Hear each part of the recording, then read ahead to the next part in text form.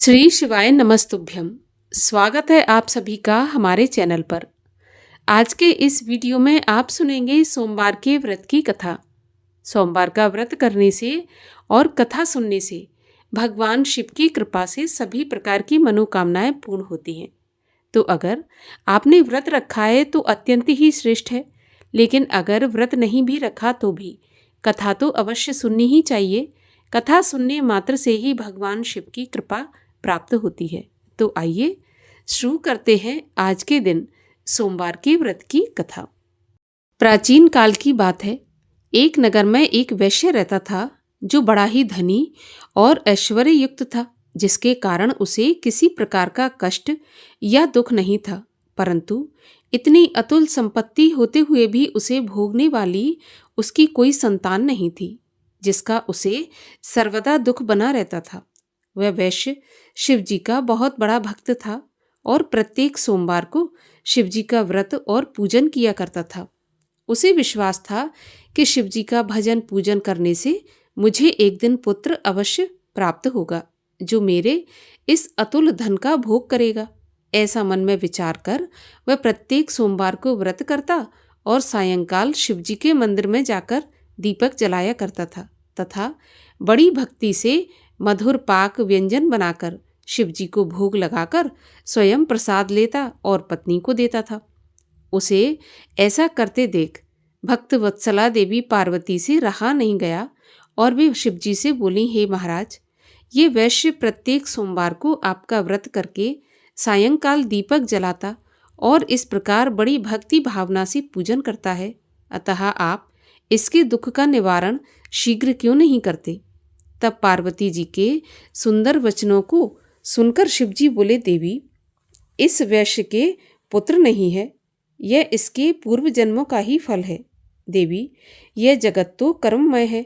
मनुष्य कर्म के बंधनों से बंधा हुआ यहाँ आता है तथा अपने अपने कर्मों के फलों को भोगता है। उसी प्रकार यह वैश्य भी पूर्व जन्म के कर्म के कारण इस जन्म में निसंतान होकर दुख उठा रहा है। शिव जी के ऐसे उपदेशात्मक वचनों को सुनकर भी पार्वती जी नहीं मानी और कहने लगी, हे ईश्वर, आप तो भक्त वत्सल हैं, फिर अपने भक्त पर दया क्यों नहीं करते, जबकि वह सदैव आपकी भक्ति प्रेम पूर्वक करता है। फिर आप उसे पुत्रवान करके उसके दुख का निवारण क्यों नहीं करते। यदि आप अपने भक्तों के दुख का निवारण नहीं करेंगे तो कौन आपका व्रत पूजन और सेवा करेगा। हे शिवजी, मेरा आपसे अनुरोध है कि आप कृपा करके उसे अवश्य ही पुत्रवान कीजिए। जब पार्वती जी शिवजी से ऐसा कहने लगी तो शिवजी बोले कि देवी, जब तुम ऐसा कहती हो तो मैं तुम्हारे कहने से उसे पुत्र का वरदान देता हूँ। यद्यपि उसके भाग्य में पुत्र का सुख तो नहीं है, यह तो केवल 12 वर्ष तक ही जीवित रहेगा, इसके पश्चात मृत्यु को प्राप्त हो जाएगा। भगवान शिव और माता पार्वती की ये सब बातें वह वैश्य सुन रहा था। इस प्रकार कुछ काल व्यतीत होने पर उस वैश्य की स्त्री गर्भवती हुई और 10वां महीना प्राप्त होने पर एक सुंदर पुत्र की प्राप्ति हुई, जिससे उसके घर में बड़ी खुशी मनाई गई। सब लोग अत्यधिक हर्षित हुए, परंतु उस वैश्य को कुछ विशेष सुख नहीं मिला, क्योंकि उसे तो यह ज्ञात था कि यह पुत्र 12 वर्ष बाद पुनः मृत्यु द्वारा ग्रसित हो जाएगा। इस प्रकार हंसी खुशी में वह 11 वर्ष का हो गया। एक दिन उसकी माता वैश्य से कहने लगी कि क्यों ना इसका विवाह कर दिया जाए। तो उसका पिता विचार करके कहने लगा कि अभी विवाह की क्या जल्दी है, अभी तो मैं इसे काशी जी पढ़ने के लिए भेजूंगा। स्त्री से ऐसा कह उस वैश्य ने बालक के मामा को बुलाया और उसे खूब सारा धन देकर बोला, अब तुम अपने भांजे को काशी जी ले जाओ और इसे विद्या अध्ययन कराओ। रास्ते में जगह जगह पर ब्राह्मणों को भोजन देते और यज्ञ करते जाना। इस प्रकार वे दोनों मामा भांजे जगह जगह पर ब्राह्मणों को भोजन देते और यज्ञ करते हुए एक नगर में पहुंचे। वहां के राजा की कन्या का उस दिन विवाह था। कन्या बड़ी ही रूपवती और सर्वगुण संपन्न थी, परंतु राजकुमार अर्थात जिससे उस राजकुमारी का विवाह होने वाला था वह काना था, जिससे उसके पिता को चिंता थी। परंतु जब उसने वैश्य के पुत्र को देखा जो कि बड़ा रूपवान था, तो वह विचार कर उसके मामा से कहने लगा कि थोड़ी देर के लिए आप अपने भांजे को मुझे दे दीजिए तो आपकी बड़ी कृपा होगी। थोड़ी ही देर की बात है, विवाह हो जाने के पश्चात इसे हम वापस कर देंगे और आपको बहुत सारा धन देंगे। फिर तो बालक के मामा ने स्वीकार कर लिया। वर का पिता उसे वर बनाकर मंडप में ले गया और विवाह का समस्त कार्य बड़ी दक्षता से संपन्न किया।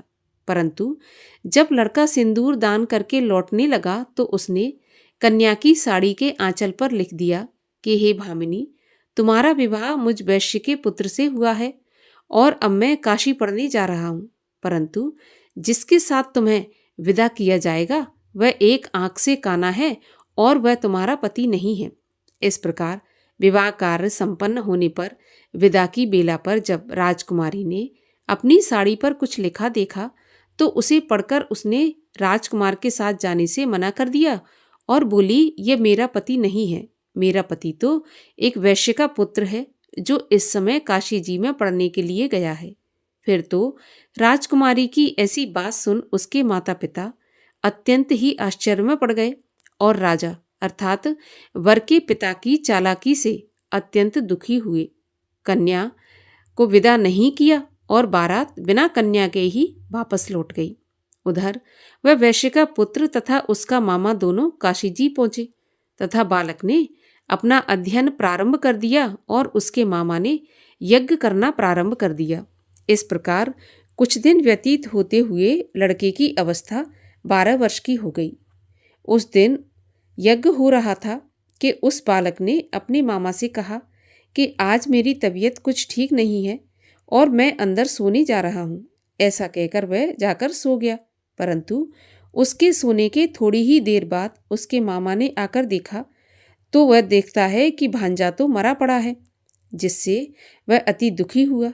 अब परंतु यज्ञ हो रहा था इसलिए वह यज्ञ विध्वंस के भय से चुप रहा और जब यज्ञ कार्य समाप्त हो गया तथा सब ब्राह्मण चले गए तब वह खूब जोर जोर से रोने लगा।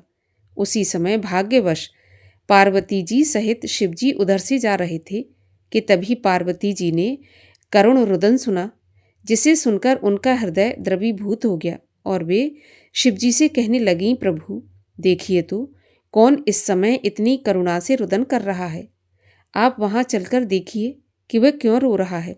तब पार्वती जी का ऐसा आग्रह देख शिवजी उस स्थान पर गए जहाँ उसका मामा अपने भांजे को लेकर रो रहा था। फिर तो पार्वती जी ने उस बालक को पहचान लिया और कहने लगीं कि प्रभु ये तो वही बालक है जो कि आपके आशीर्वाद से प्राप्त हुआ था। शिवजी बोले, देवी ये बालक अपनी आयु समाप्त कर चुका है और ये मृत्यु को प्राप्त हो गया, इसमें किसी का कोई दोष नहीं है। पार्वती जी ने कहा, प्रभु जैसे आपने इसे अब तक 12 वर्ष की आयु दी थी वैसे ही जीवन पर्यंत के लिए और आयु दे दीजिए, नहीं तो यह वणिक पुत्र के वियोग में मृत्यु को प्राप्त हो जाएगा। तब पार्वती जी के ऐसा कहने पर शिवजी ने वणिक पुत्र को जीवित कर दिया। इस प्रकार वह शिवजी के वरदान से जीवित हो गया और शिव पार्वती पुनः अपने धाम को चले गए। फिर कुछ दिनों के पश्चात वह बालक अपने मामा के साथ अपने नगर की तरफ चल पड़ा। चलते चलते पुनः उसी नगर में आया जिस नगर में राजकुमारी के साथ उसका विवाह हुआ था। वहां पहुंच उसने यज्ञ करके ब्राह्मण भोजन दिया, जिससे भोजन करके जाते हुए पंडितों द्वारा राजा को यह खबर लगी कि काशी से कोई वैश्य पुत्र आया है जो यज्ञ करके ब्राह्मण भोजन करा रहा है। राजा उसे देखने के लिए गया और वहां पर उसने स्वयं अपने जामाता को देखा तो अति प्रसन्न होकर आदर के साथ अपने महल में ले आया और कुछ दिन तक रखकर खूब आदर सत्कार किया और इसके बाद पुत्री को खूब दान दहेज सहित उसके साथ विदा कर दिया। तब वह वणिक पुत्र स्त्री सहित मामा के साथ अपने नगर को चल पड़ा। जब वे घर के थोड़ा नज़दीक आए तो मामा ने कहा कि मैं जाकर पहले अपनी बहन को तुम्हारे आने की खबर देकर आता हूँ, जिससे कि वे वधू सहित तुम्हारा स्वागत करें। इधर वह वैश्य अपनी स्त्री सहित छत पर जा बैठा था कि यदि मेरा पुत्र काशी से लौटकर नहीं आएगा तो हम लोग यहीं से कूदकर अपने प्राण दे देंगे। परंतु जब मामा ने आकर कहा कि आपका पुत्र कुशलता से अपनी पत्नी सहित आ रहा है, आप लोग विधिवत उसका स्वागत कीजिए। मामा की ऐसी बात सुनकर वे लोग अति प्रसन्न हुए और बड़े आदर के साथ पुत्र वधू का स्वागत किया और अति प्रसन्न हो सोमवार व्रत करके शिवजी का विधिवत पूजन और वंदन किया। जो मनुष्य सोमवार का व्रत करके शिवजी का पूजन करता है और इस कथा को पढ़ता या सुनता है, वह सभी कष्टों से छूटकर अपने समस्त मनोरथों को पाता है। बोलिए भगवान शिव की जय। श्री शिव चालीसा। जय गणेश गिरिजा सुवन, मंगल मूल सुजान। कहत अयोध्या दास तुम, देहु अभय बरदान। जय गिरिजापति दीन दयाला, सदा करत संतन प्रतिपाला। भाल चंद्रमा सोहत नीके, कानन कुंडल नागफनी के। अंग गौर सिर गंग बहाए, मुंड माल तन छार लगाए। वस्त्र खाल बाघंबर सोहे, छवि को देख नाग मुनि मोहे। मैना मात की हवे दुलारी, वाम अंग सोहत छवि न्यारी। कर त्रिशूल सोहत छवि भारी, करत सदा शत्रुन क्षयकारी। नंदी गणेश सोहे तह कैसे, सागर मध्य कमल हो जैसे। कार्तिक श्याम और गणराऊ, या छवि को कही जात न काऊ। देवन जब ही जाए पुकारा, तब ही दुख प्रभु आप निवारा। किया उपद्रव तारक भारी, देवन सब मिल तुम ही जुहारी। तुरत षडानन आप पठायो, लव निमेष महे मार गिरायो। आप जलंधर असुर संहारा, सुयश तुम्हार विदित संसारा। त्रिपुरासुर सन युद्ध मचाई, सबहि कृपा कर लीन बचाई। किया तपहि भागीरथ भारी, पुरब प्रतिज्ञा तासु पुरारी। दानिन मह तुम सम कोई नाही, सेवक अस्तुत करत सदाही।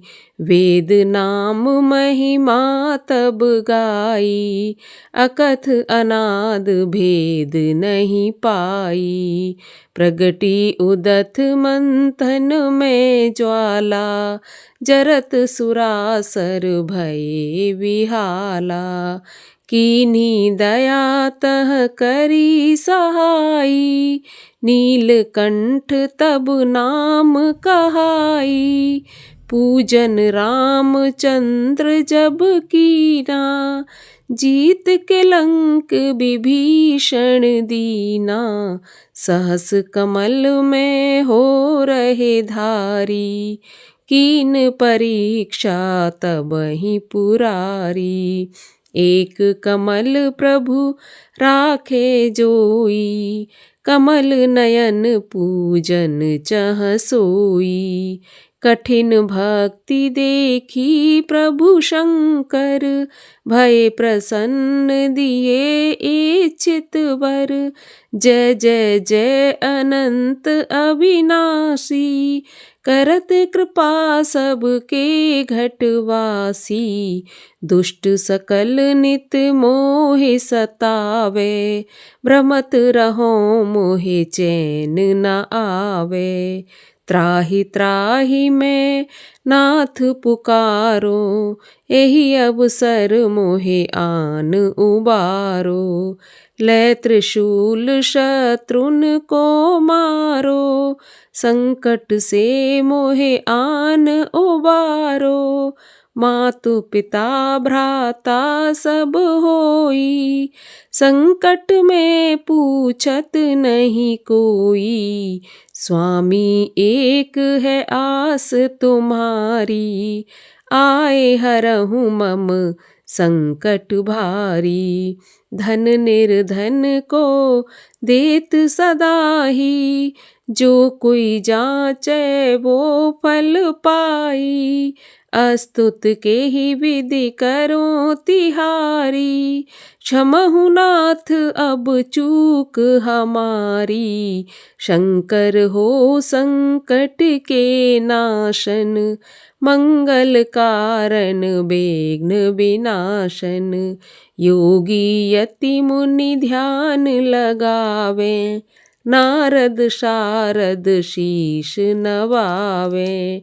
नमो नमो जय नमो शिवाय, सुर ब्रह्मादिक पार न पाए।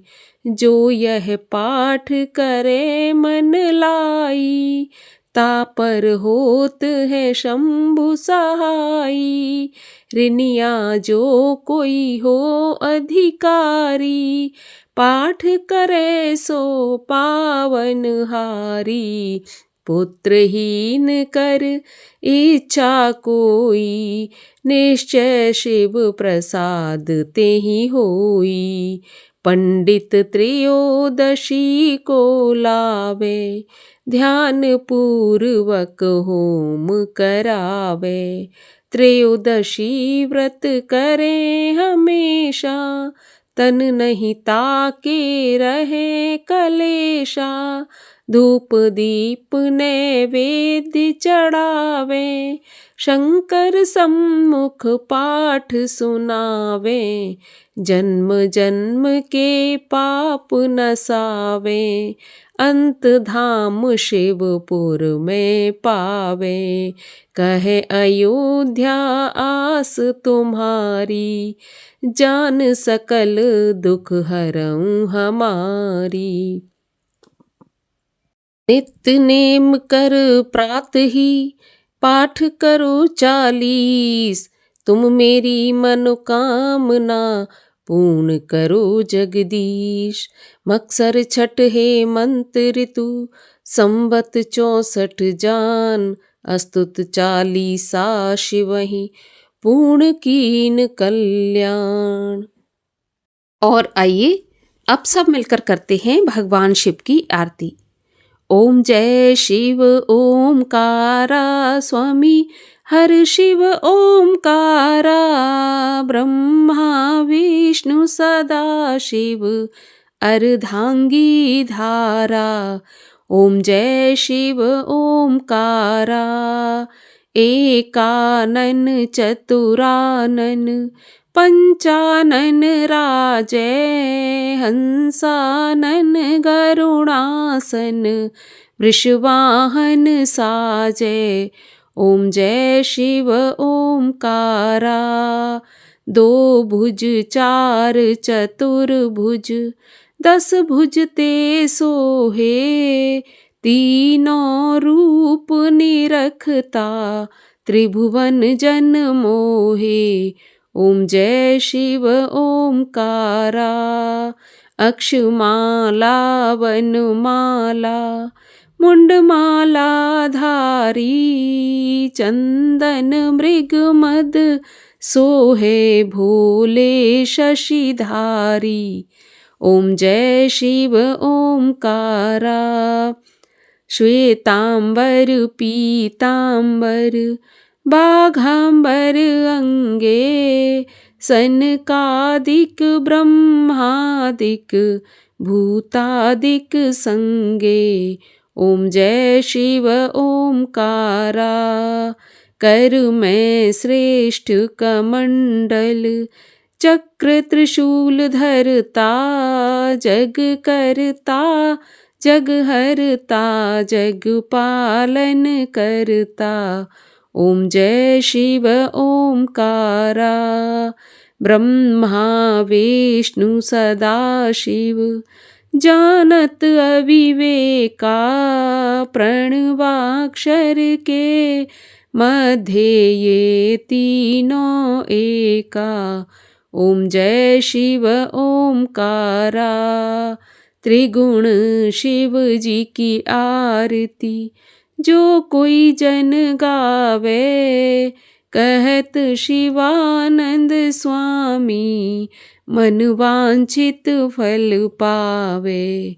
ओम जय शिव ओमकारा। बोलिए शिव शंकर महादेव की जय।